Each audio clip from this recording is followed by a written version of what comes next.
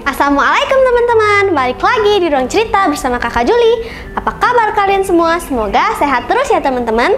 Nah, kali ini sahabat kita Kaira akan bercerita dengan judul cerita Kisah Nabi Hud alaihi salam. Penasaran gimana ceritanya? Silakan Kaira. Oke, terima kasih Kak Juli. Halo teman-teman semuanya. Perkenalkan, nama saya Kaira Raisya Putri. Hari ini Kaira akan bercerita tentang Nabi Hud alaihi salam. Nabi Hud diutus ke tengah-tengah kaumnya yang sangat durhaka. Mereka adalah suku Ad yang berbadan kuat dan besar. Kaum Ad dikaruniai tanah yang subur, lengkap dengan sarana irigasi yang baik.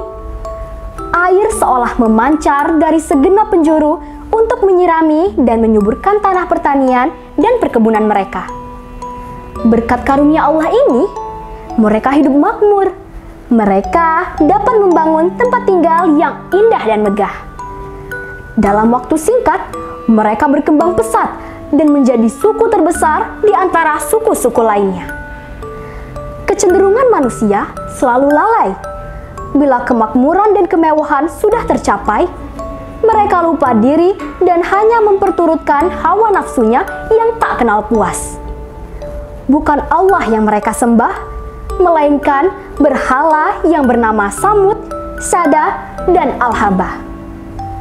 Bangsa Ad terkenal paling durhaka pada zaman itu. Mereka hidup di negeri Ahqaf, yaitu antara Yaman dan Uman. Kejahatan dan kemaksiatan mereka benar-benar sangat keterlaluan. Nabi Hud adalah seorang yang berlapang dada, pengasih, santun, sabar, namun cerdas dan tegas. Beliau adalah keturunan Sam bin Nuh atau cucu Nabi Nuh. Beliau diutus ke tengah-tengah kaumnya untuk menegakkan kembali ajaran yang benar, mengembalikan umat-umat yang tersesat dan bergelimang dosa menuju jalan yang terang benderang di bawah ampunan Allah Subhanahu wa Ta'ala.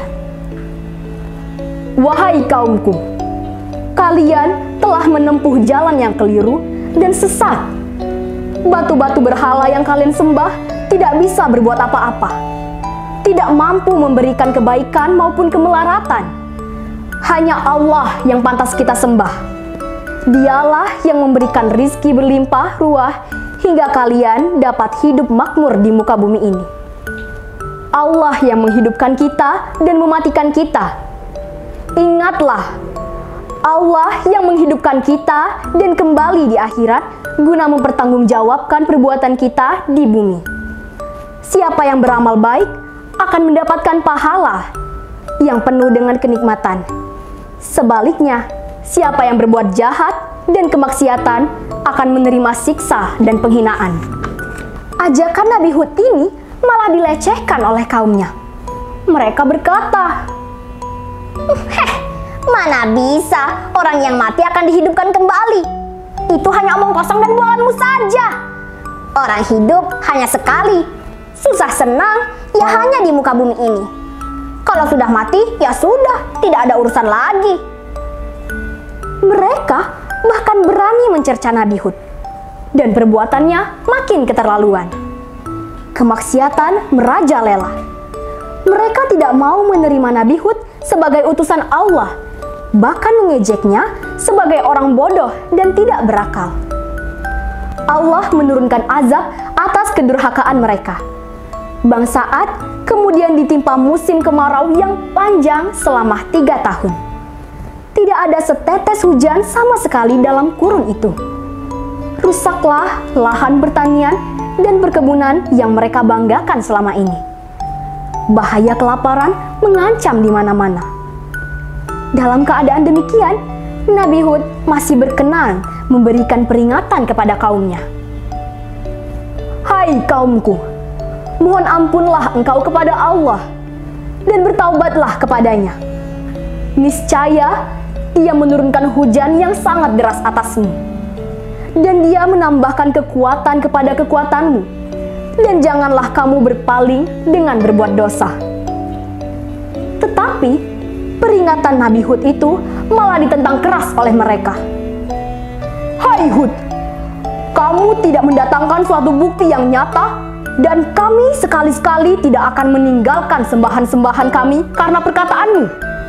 Kami sama sekali tidak akan mempercayai kamu. Memang hanya sedikit dari kaum Ad yang mau beriman dan menjadi pengikut Nabi Hud. Selebihnya, mereka tetap dalam kekufuran dan kedurhakaan. Allah menyelamatkan Nabi Hud dan pengikutnya. Sebaliknya, kaum Ad yang durhaka ditimpa azab berupa angin yang sangat dingin lagi kencang selama 7 malam 8 hari. Akibatnya sungguh mengerikan. Angin kencang itu mampu merobohkan bangunan-bangunan, gedung yang menjulang tinggi, dan membinasakan hewan ternak serta kaum Ad yang ingkar. Semua berantakan. Tak seorang pun dari kaum yang durhaka itu tertinggal. Semua rata dengan tanah. Itulah azab bagi mereka yang mendustakan utusan Allah. Selesai deh ceritanya. Kita panggil lagi yuk Kak Julinya. Kak Juli, sini dong. Iya Kak Ira, terima kasih.